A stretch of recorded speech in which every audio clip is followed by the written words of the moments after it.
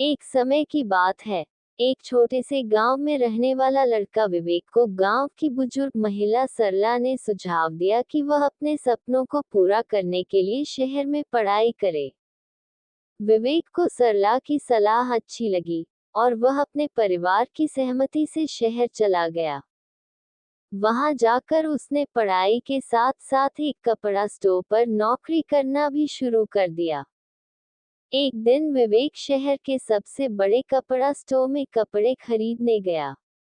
जैसे ही वह स्टोर के अंदर पहुंचा, उसकी नजर एक लड़की अनामिका पर पड़ी, जो स्टोर में थोड़ी बेचैन लग रही थी।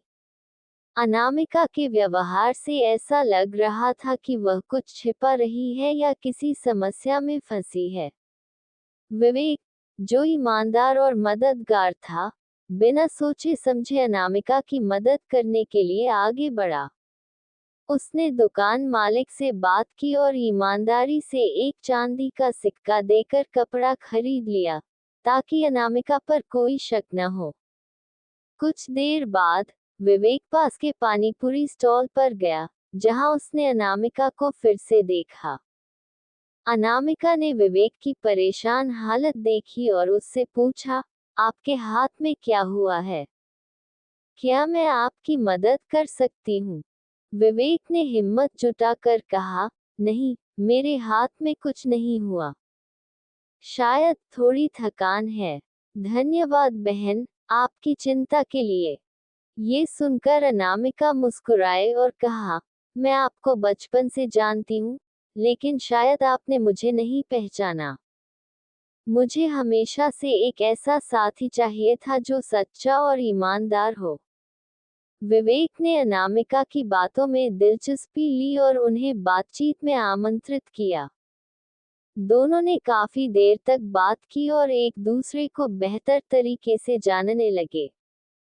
धीरे धीरे उनकी बातचीत दोस्ती में बदल गई और दोनों के बीच एक खास रिश्ता पनपने लगा।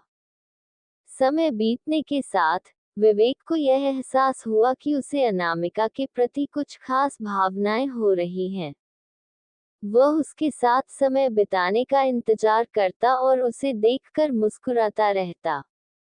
एक दिन विवेक ने अनामिका से अपने दिल की बात कही, मुझे लगता है कि मैं तुम्हें सिर्फ एक दोस्त के रूप में नहीं देखता, मेरे दिल में तुम्हारे लिए कुछ और ही है। अनामिका ने थोड़ी देर तक सोचा, फिर उसने कहा, मैं भी यही महसूस करती हूँ। लेकिन मैं डरी हुई थी कि कहीं हमारी दोस्ती न टूट जाए। विवेक ने उसे आश्वस्त किया, मैं तुम्हें खोने का जोखिम नहीं उठा सकता। तुम मेरे लिए सब कुछ हो। दोनों ने एक दूसरे से अपनी भावनाओं का इजहार किया और इस बात पर सहमति जताई कि वे हमेशा एक दूसरे का साथ देंगे। उन्होंने अपने परिवारों को भी अपनी भावनाओं के बारे में बताया और जल्द ही विवाह करने का फैसला किया।